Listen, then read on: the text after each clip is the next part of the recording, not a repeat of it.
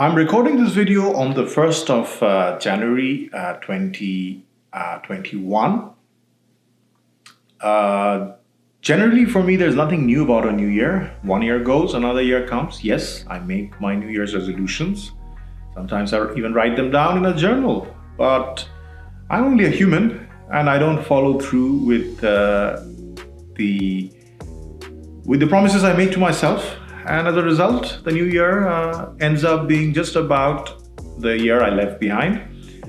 And another year comes. That's how it is. And the older I get, and might I boldly say the wiser I get, I'm starting to, or I realize the significance of the often quoted saying, time flies.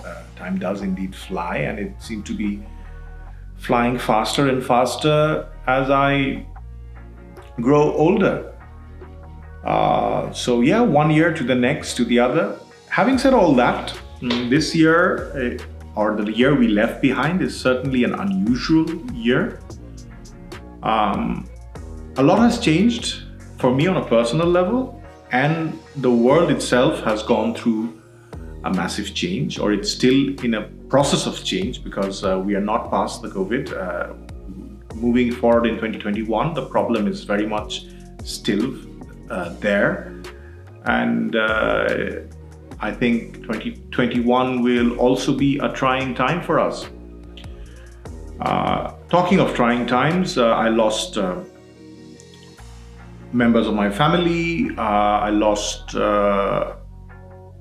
relatives of my close friends during this trying time. So it has been a tragic year, to say the least. But it was also a year of realization, a lot of realization for me personally. I think the story of modern man is a story of growth and a story of constant development. A modern man must always strive to become a better and better person from the person he was yesterday. And it's very much possible. I mean, the modern man is a lot more free to pursue his own interests, to look into himself and do the things he wants to do. So it is, there's no excuse for the modern man to remain stuck. But it is human nature. We get stuck in a comfort zone and we like doing things the way we get comfortable with it. And that means inertia.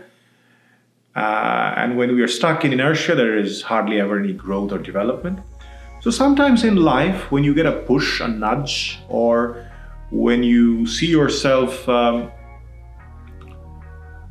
you find yourself where you're not comfortable or where things are different, you are forced to, speak or look into yourself, and through that process, you develop and you grow. So 2020, I think in that sense, is a year of growth for many of us. We found ourselves in very different situations from what we are, whether that is financial, whether that is in terms of work-life balance. I think most of us went through certain challenges, and that made us look deep into ourselves.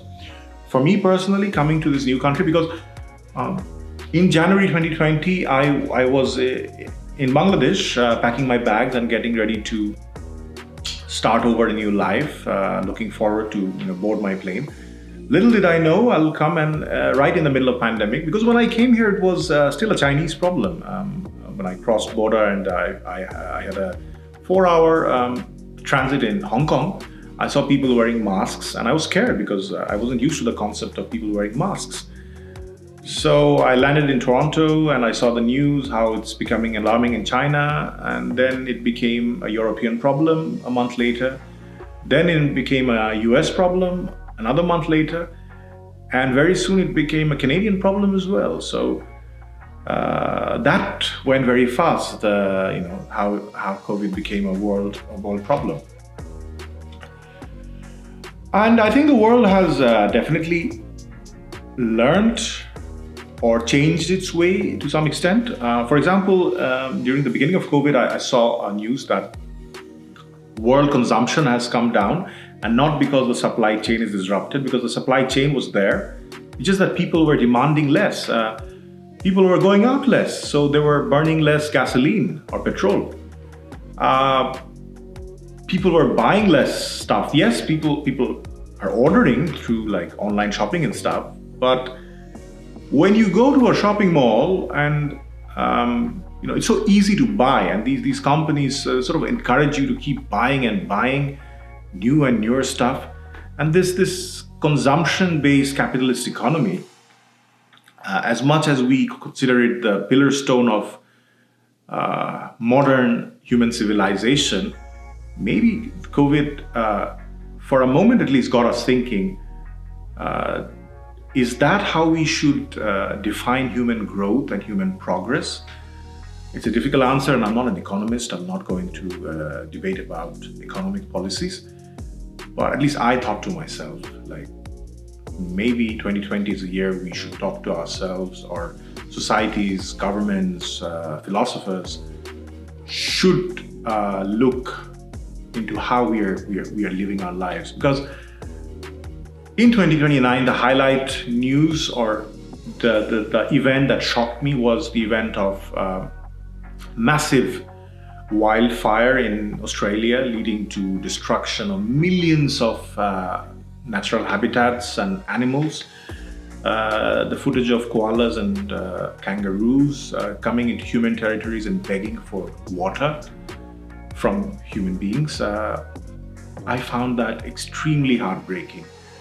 And when we look deeply into it, the cause of all this destruction can be traced back to how human beings conduct their lives, how we think we're invincible, how we think we can break the natural order and natural habitat and establish our very own rules, as if we are the only creatures on this planet, and all else are supposed to bow down and obey just as we command them to do.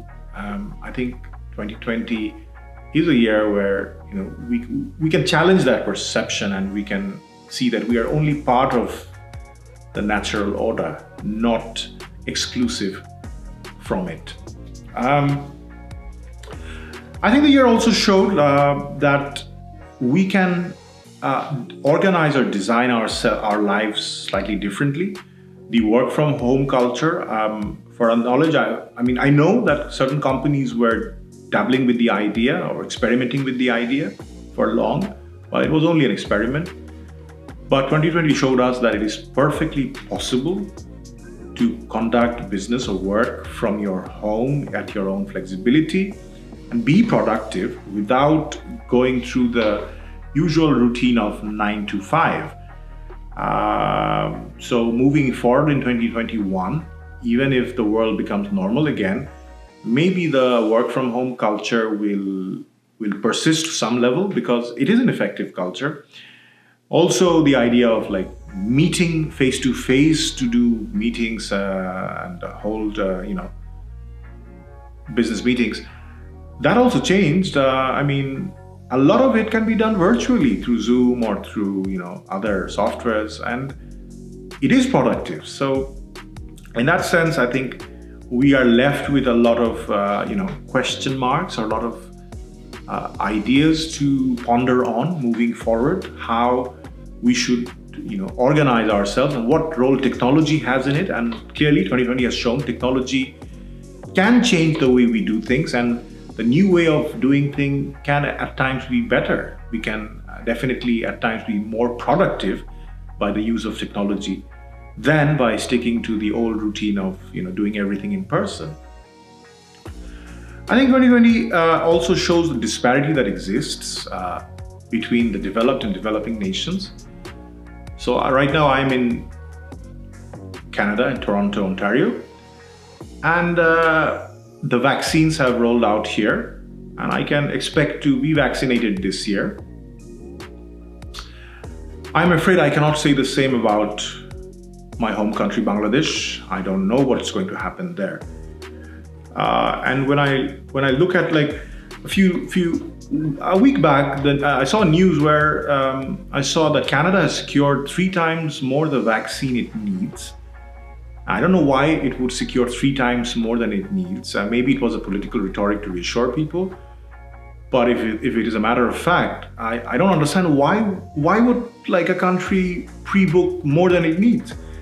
But then in Bangladesh, as a country of 160 million people, or if I say talk about India or Pakistan, these countries, or South American countries, the developing parts of the world,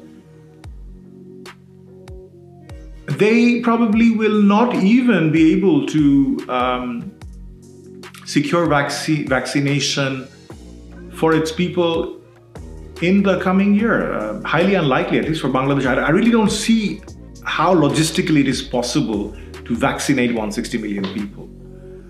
I'm not a public health expert once again, but this disparity becomes very, very clear that as much as we talk of global citizenship, in reality, the citizen of one country tends to enjoy a lot more benefits and takes for granted certain things that a citizen of another country can only hope for. So the whole vaccine politics will go on in the coming years, and I'm sure this will become not many headlines will be made regarding this. So that's also a realization. Like it's a harsh reality. Like yes, I might be very happy, because I'm in Canada, I'll be vaccinated, but all my friends and my families are in Bangladesh, and I'm worried and concerned about them.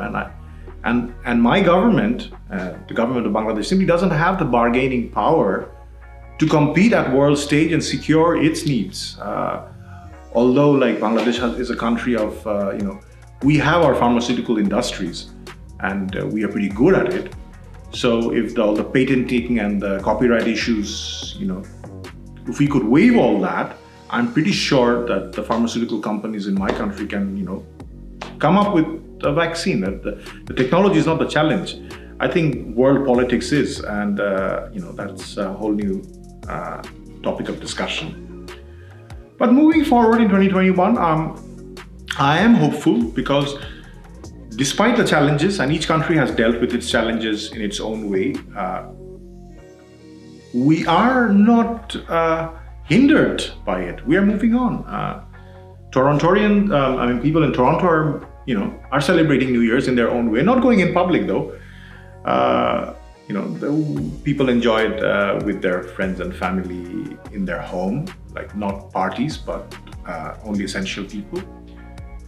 By contrast, when I opened my social media yesterday, I saw my friends in Bangladesh having, parties as usual. So that was alarming. Why that would be happening in the middle of pandemic?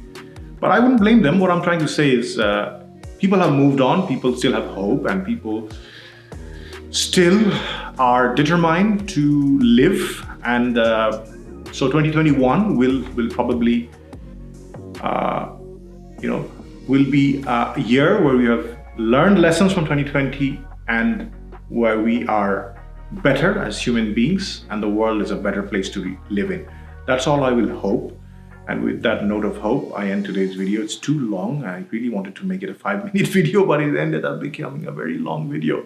I hope my audience doesn't get bored. So yeah, having said that, I will see you once again very, very soon in this year with more and more video on lifestyle, on Canada and immigration and things like that. Until next time, let this year be a year of joy and celebration. It's me, Nabil, signing out from Toronto, Ontario.